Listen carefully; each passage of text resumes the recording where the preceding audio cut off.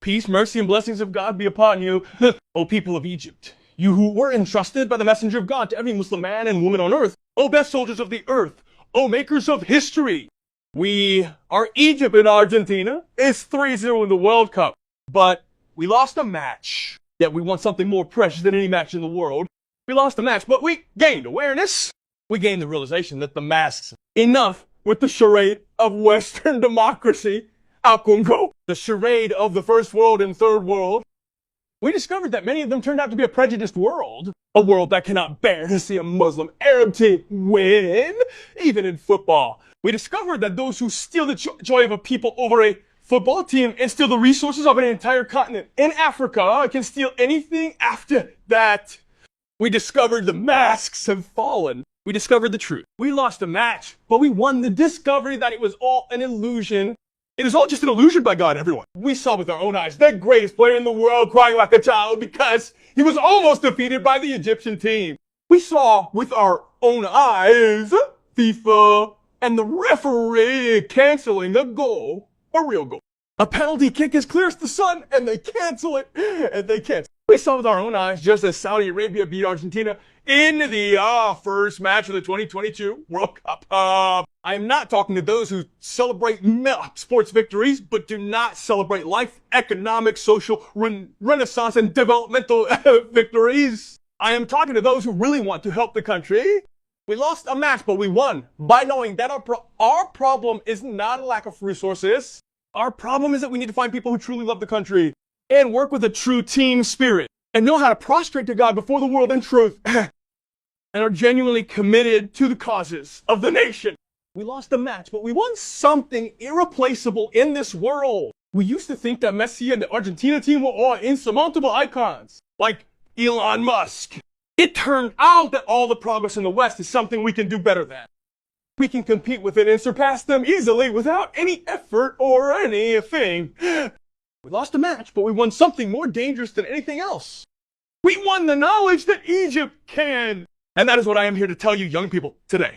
That is what I am here to tell every Egyptian man and woman today. Egypt can. The Egyptian businessman can. The Egyptian industrialist can. Hajj Mahmoud al-Arabi, may God have mercy on him. El Arabi company managed to make the air conditioning compressor over the last 2 days. Do you know what that means, guys? The beating heart of the air conditioner. It means its nerve center, everyone. This compressor, the pump of the air conditioner, was something only a handful of countries could make. You could count them on your fingers. Do you know what it means to be produced with an Egyptian mind and Egyptian hands? It means we're no longer just 30% local assembly.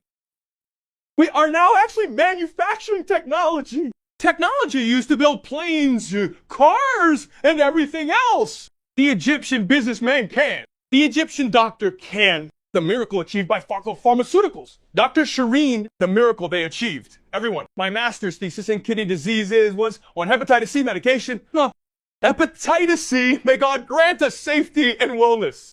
The American company that was manufacturing the hepatitis C treatment course, it was at $84,000. A single pill was $1,000. Barco Pharmaceuticals came and made the active ingredient itself, and the entire course for $100, meaning it cut costs by 1%. The Global Magazine, The Economist said this is a miracle what the Egyptians did, how they were able to produce the active ingredient at that price, and the result of this was that the World Health Organization, which used to say that Egypt was the #1 in the world in hepatitis C, is the one that said that Egypt became the first country in the world to be free of hepatitis C. The Egyptian doctor can, the Egyptian child, child can. I was visiting one of my friends recently. His son tells me I traveled to Dubai, qualified in the USMS, and came in first in the world. And there were just students with me from America and from Europe and India. I was surprised, folks. I went to research and was stunned that Egyptian children are dominating first place globally. And you see, in IMA competitions, he solves 200 math equations in 8 minutes and outdoes children from America and all over the world. The Egyptian child can, the Egyptian minister and the Egyptian official can.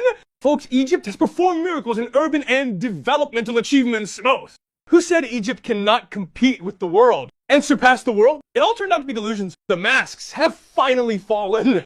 We finally realized our problem is not a lack of resources. The Bakar plant, it entered into water desalination and water recycling and entered the Guinness World Records. We have in Egypt the largest water recycling plant on the entire planet. The factories in Eastport said that are now manufacturing trains and metro cars. We used to import these things. Now we are not just manufacturing them, we will also export them.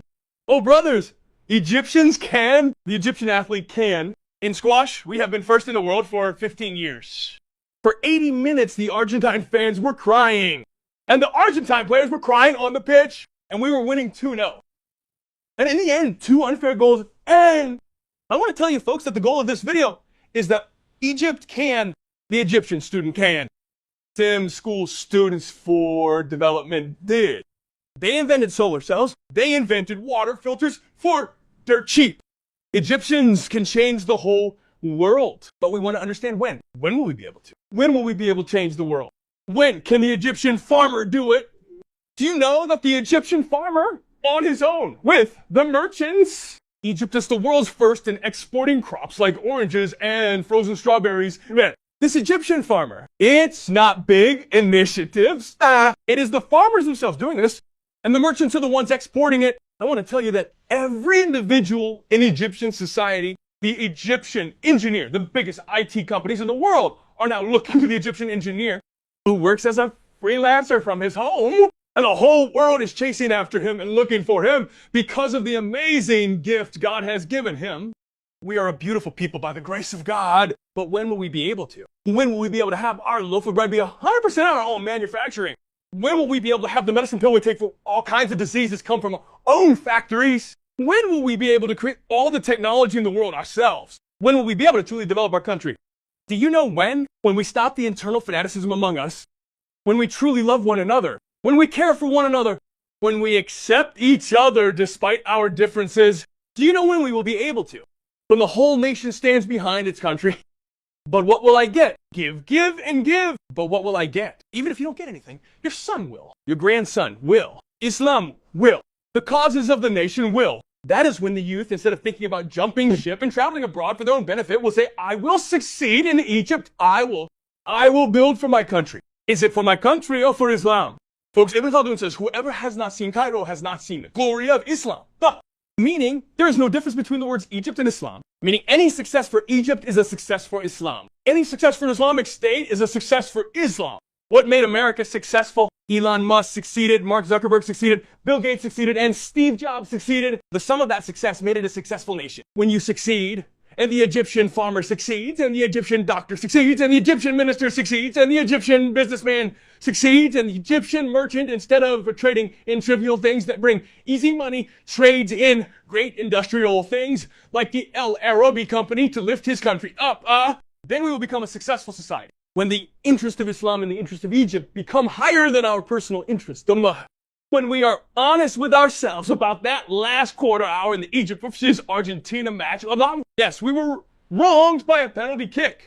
Yes, we were. But folks, the difference between us and the West is that mentality of the last quarter hour, that even if they are defeated, they keep going. Even if they are confused, the team spirit continues. That last quarter hour mentality is how we want to continue. We need to understand, folks, that we can change everything. And we can, God willing, be among the inhabitants of the ice pairs, winning both religion and the world.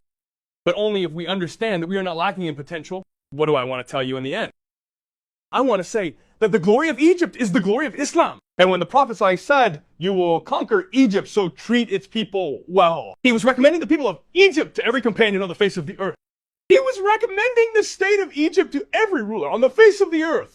He was recommending the people of Egypt to every Muslim man and woman on the face of the earth, regardless of their language or country. O nation of Islam, this is the Prophet's testament to the whole world, Ajia, to all the Muslims, of whom the Prophet said the people of Egypt are the best of soldiers on earth. We want to know, when Moses held the staff in his hand, God asked him, what is that in your right hand, O Moses? A staff? Just a piece of wood? No. The prophets, they taught us that we should magnify the human and natural resources we have in our countries and create the impossible from them. He said, it is just my staff.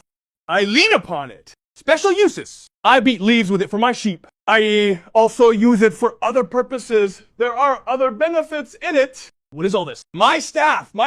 He spoke about it for a line and a half in the Quran because the Prophet taught us how to maximize resources. Our issue is not a lack of resources. Our issue is people who truly love their country, truly belong to their faith and country, are truly committed to the causes of their faith and love and care for one another and love. And we stop internal conflict and people who stand behind their country, and a country where everyone in it is united for the sake of Islam and for the sake of Egypt. We lost a match, people of Egypt, but we have gained so many things. And we have gained an awareness that is priceless. Oh God, strengthen Egypt with Islam and strengthen Islam with Egypt. Oh God, strengthen Egypt with Islam and strengthen Islam with Egypt. Oh God, strengthen Egypt with Islam and strengthen Islam with Egypt. May God reward you accordingly.